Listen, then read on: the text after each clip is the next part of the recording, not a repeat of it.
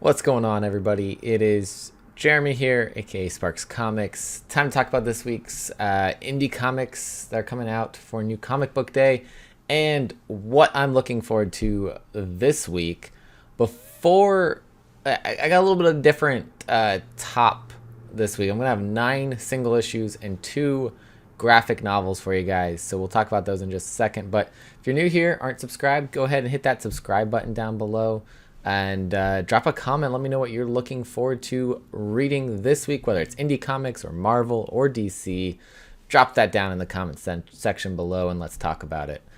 So let's get into this. Let's talk about the graphic novels first. And first up, this one's coming from Z2 Comics from writer and artist Dave Chisholm. It's called Enter the Blue. When Jesse Choi's mentor, Jimmy Hightower, collapses at a gig and loses consciousness, she finds herself reluctantly pulled into the jazz scene she abandoned years earlier. In the investigating the music and mystery behind Jimmy's comatose state, every thread leads to the same question: is Jimmy somehow trapped in this enigma known as the Blue? In her search to save her teacher, Jessie rubs shoulders with legends, uncovers the secret history of Blue Note Records, and faces her own deepest fears. I've seen Dave posting about this on TikTok a lot. It looks incredible. His artwork is fantastic, and I think everyone should go and check this one out. It's coming from Z2 Comics. Does a lot of music-based comics, or works with a lot of bands to put out comics. So I think that's a perfect matchup for this right here. And then changing gears a little bit, that was a little bit more fun, maybe a little bit of history in there about music. We're going to something a little bit more serious, and it's called The Climate Crisis Chronicles. This one's coming from AWA, from Ethan Sachs, Dalibor Talajic, and Lee Lowridge. Illustrated feature of 10 stories chronicling life on the front lines of the global climate crisis from the team that brought you COVID Chronicles. Journalist Ethan Sachs and illustrator Dalibor Talajic from Deadpool Kills the Marvel Universe and Hotel. From a firefighter battling seasonal forest fires in California to human rights activists picking up the pieces after a pair of devastating hurricanes in Honduras, Climate Crisis Chronicles puts a human face on the most urgent issue of our age. And it's only $10. It's a graphic novel, so I think that's a great price, great deal for picking that up. As it says here, it says true inspiring stories from heroes on the most urgent issue of our age, with a foreword by Al Roker. Definitely, I mean, there's even a quote from Tom Hanks on the front cover about it, and apparently it was on NBC News at some point. AWA's definitely put the word out about this one, but definitely one I think everyone should check out as well for some more serious reading. I guess there's a little bit more of a story and impact to that. But the other graphic novel is just going to be really great, a fantastic story. Coming into the top 9 now, since I did show off 2 graphic novels there, we're going to talk about one from Dark Horse Comics, the Roadie, issue number 3 of 4 from Tim Seeley and Fran Galan. After discovering she's the hellspawn of a half-demon and old-school metalhead Roadie, Shelby and her father Jody go into hiding, trying to escape the clutches of a maggot woman from hell, trying to kill them. Tim Seeley's work on this has been fantastic. Fran's art, incredible. Loving this story. And my number 9 pick, number 8, going to Image Comics for The Dead Lucky, number 4. Melissa Flores and French Carlo Magno putting out such an incredible story here about a new hero in the Massiverse, but also a woman who is going through some PTSD from war, and a lot of crazy things have started to happen now that she's back home. Overwhelmed and cut off from her ghosts, a badly injured Bibi takes desperate measures to confront Morrow before they can take control of Chinatown. But she's unprepared for the firepower for their latest creation and just how far they're willing to go to take her down. Of course, the entire Massiverse clearly has some like inspiration from Power Rangers with the suits and design and everything, which I love. Starting with Radiant Black, and this one I love the design on the suit and the little bit of the Dia de los Muertos inspiration on the design on the mask. Love it all. Just been a fantastic read so far. We had Melissa on the channel a little while back talking about the Dead Lucky and Power Rangers and everything. So go check that video out as well if you want to hear a little bit more about it. Coming in, that was number 8. Number 7 this week is going to Boom Studios' is The Approach, number 2 of 5 from Jeremy Hahn, Jason Hurley, and Jesus Hervas. The terrifying creature from the Lost Flight suddenly reappears, making meals of the helpless passengers. Mac, Abby, and the remaining airport crew feel helpless to stop its predatory rampage, but with the blizzard continuing to rage and the creature taking up residence inside, how will the stranded people survive? Issue 1 was one that caught me by surprise as to how much I loved it, and the creature is creepy. Definitely gives a Thing vibe from the movie, not the Thing from the Fantastic Four, but yeah, just a really great winter horror story to get you into the mood of snowstorms and all coming in. So check this one out from Boom Studios. Coming up now, we've got the number 6 pick, also going to one from Boom Studios, and that is Briar, issue number 2 from Christopher Cantwell and German Garcia.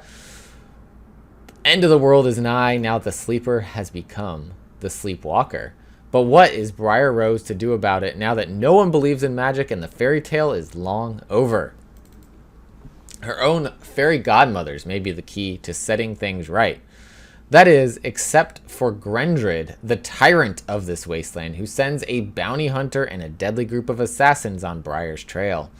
The only hope may lie in the marshes and their strange inhabitants, but their twisted faith in magic may not be what Briar expects. Twisted look on Sleeping Beauty is fantastic. It was such a great first issue, such a twist on the fairy tale that definitely recommend checking this out. I like that we're getting some dark takes on these, which probably are truer to the original stories than the Disney takes on them, but fantastic read overall, and definitely sticking this one through the 4 issues of the miniseries. Number 5 this week going to AWA Upshot 4, Erratic Recharged, number 3 of 4. This series has been... The first 4 issues of this were fantastic. The first 2 of this Recharge series have been fantastic. I love our little teenage hero who can use his power for 10 minutes a day.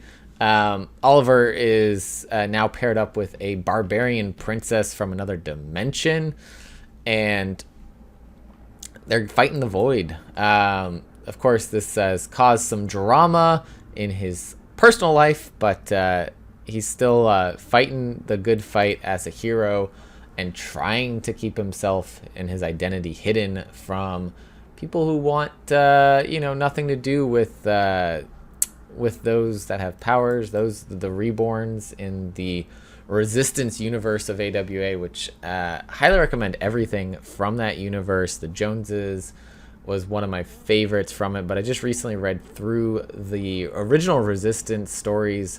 Fantastic overall from that original set of stories.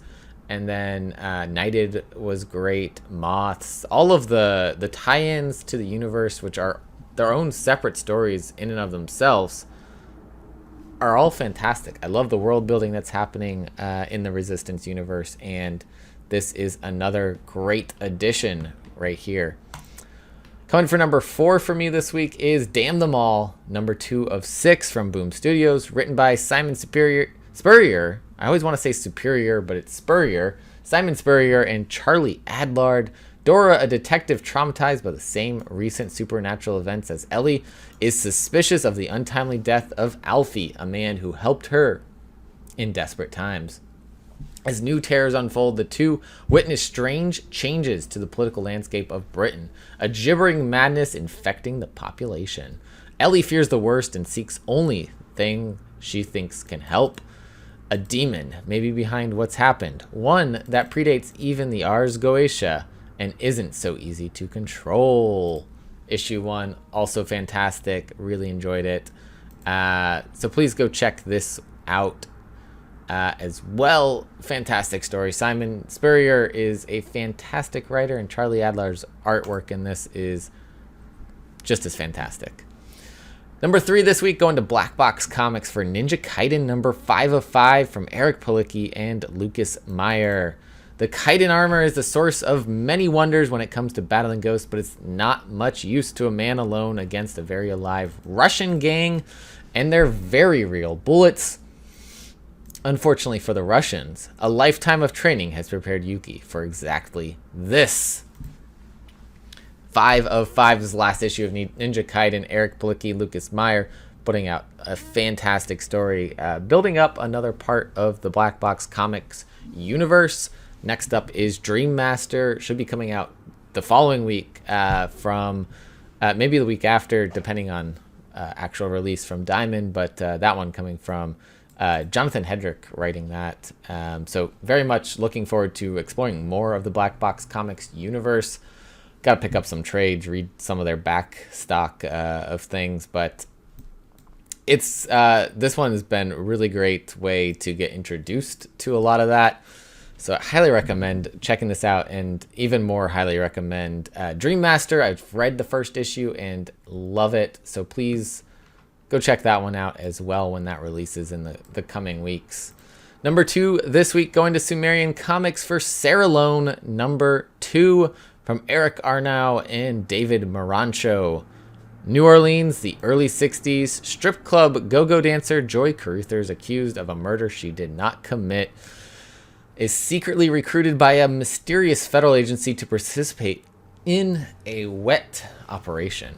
Despite not wanting anything to do with this, she finds that she has no choice to participate of her own free will or to find herself in the electric chair for the assassination of her boss. Sarah tries desperately to save the fishery from her murdered father, but the sinister shadow of the clan hangs over the Pinky Princess and its young owner. Loved issue 1. Did not think I was going to get as into it as I did, because the genre isn't usually my type of story, a crime drama, but it was fantastic. I cannot recommend this one more. That's why it's my number 2 right now. I recommend everything that I talk about on here. I'm not talking about it if I don't recommend it, if I don't plan to at some point read it. So, further up the list we go, the higher the recommendation is, but everything on here, I think is worth your time in reading. Of course, just as what I find in my own reading is that not everything is everyone's cup of tea, right? So I may read something, think it's fantastically well written, but I don't like it. And that's fine. Different genres appeal to me than appeal to other people. So each of these recommendations come with, if you're into this genre, go check this out, right? So if you're into zombies, if you're into the medieval period, you're going to like this next one. My number 1 pick this week, that is from Red 5 Comics. We've got Dead Kingdom number 2 from Etienne Darren-Pintigny and Jerome Gagnon, and Kurt Belcher doing editing, I think layouts and things. Issue 1, fantastic story about zombies, about medieval times, and a hint of sorcery going on that may have led to this zombie plague. And after the shocking discovery and the loss of his fellow soldiers, Kane, with the help of another survivor, must find the strength to carry on and get back to his love, Alice. Let's hope he gets to Field Valley before the undead does. Second issue in a 5-part story arc. Dead Kingdom is a multi-layered saga that will explore a world where sorcery, brotherhood, and love collide with the rising nightmare of the living dead. Etienne's already working on a second story arc for after this, and I'm excited. I've read issue number 2. I can say without a doubt, fantastic. I think the average between the first 2 issues was like a 9 out of 10. for me for reading. Etienne's artwork is fantastic. He is the writer and artist on this story. Jerome is the letterer on this, and just you need to read this. Just like with Cover the Dead with Lime, both of these stories bring a unique take on the zombie genre and are worth having their time in the spotlight and worth exploring more because of that unique spin on the zombie story. So check this one out. It's from Red 5 Comics. I think you can still order it from Red 5 Comics website. Might be able to get your store to order it from Diamond's website or Diamond's stock as well still. But definitely need to pick this one up because it's fantastic. And that is my top 9 plus 2 graphic novels this week. Thank you for watching, and of course, if you haven't already, go drop that comment down below. Let me know what you are going to be picking up this week for New Comic Book Day, and drop a like on the video. As always, collect what you love. See you next time.